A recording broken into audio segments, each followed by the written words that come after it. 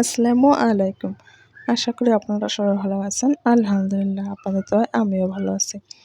আজকে সকাল সকাল মুরসালিনের বাবা বাজারে গিয়েছিল। কিছু বাজার নিয়ে এসেছে। সেগুলো আমি এখন প্রসেস করে রেখে দেব। এখানে কিছু তেলাপিয়া মাছ এনেছে। তেলাপিয়া মাছটা আমার অনেক পছন্দের মাছ। ভাবছি একেবারে সুন্দরভাবে পরিষ্কার করে রেখে দেব।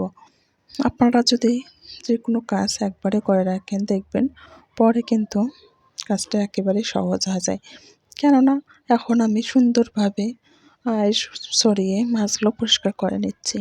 এর পরবর্তীতে আমি যখন রান্না করব তখন একেবারে খুব একটু কষ্ট হবে না।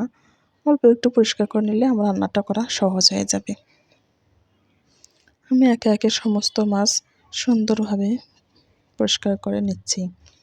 পরিষ্কার করে যখন নেওয়া হয়ে যাবে তখন আমি সুন্দরভাবে এগুলোকে বক্সে করে রেখে দেব।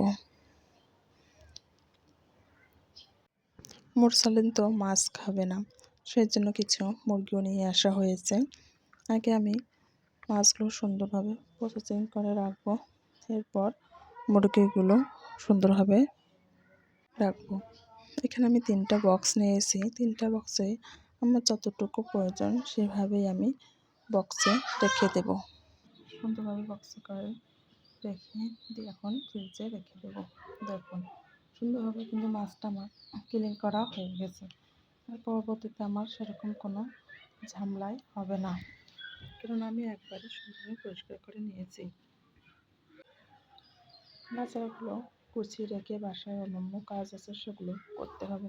সেই জন্য বাজার নিয়ে আসার সাথে সাথে আমি বাজারগুলো আগে পরিষ্কার করতে শুরু করে দিয়েছি।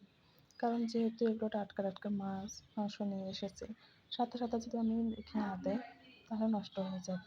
আমি যদি এটা একটু রেডি করে পরিষ্কার করতে শুরু করি তাহলে দেখা যাবে মাছগুলো নষ্ট হয়ে যাবে এবং খেতে ভালো লাগবে না।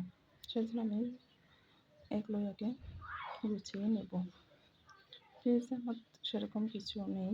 আমি বাসা থেকে কিছু গরুর মাংস নিয়ে এসেছিলাম, সেগুলোই রাখা আছে। এখন আমি মুরগির মাংসগুলো আবার সেম প্রসেসে পরিষ্কার করে নেব। আর একবার সমস্তটা সুন্দরভাবে একেবারে ক্লিন করতেছি, যাতে পরবর্তীতে কোনো ঝামেলা না হয়।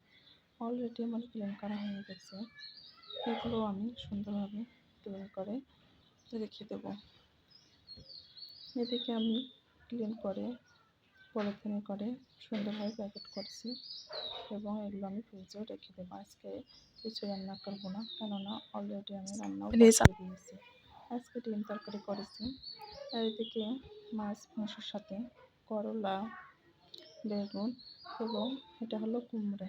এটাকে আমাদের দিকে কুমড়া বলে, পানি কুমড়া, কেউ নামে চেনে জানি না। আমি এগুলো এখন সুন্দরভাবে ফ্রিজে রেখে দেবো। নিয়ে এসেছি, এগুলো আমি সুন্দরভাবে ফ্রিজে রেখে দিচ্ছি। লাউ নিয়ে এসেছি, লাউটা কচি হবে কিনা সেই জন্য আমি সুন্দরভাবে এগুলোকে ফ্রিজে রেখে দেবো। বাইরে রাখলে দেখা যাবে যেহেতু এখন গরমের সময় আর আমার বাসায় প্রচণ্ড পরিমাণে রোদ, শুকিয়ে যাবে। আর এখানে কিছুটা পরিমাণে আলু নিয়ে এসেছে, কিন্তু আলুগুলো একেবারে বেঁচে গেছে, কেননা একই ব্যাগে করে আলু এবং অন্যান্য ভাজা নিয়ে এসেছিলো, সেই জন্য আলুটা ভিজিয়ে গেছে। এখন আমি এগুলো বারান্দায় রেখে দেবো যাতে সুন্দরভাবে শুকিয়ে যায়।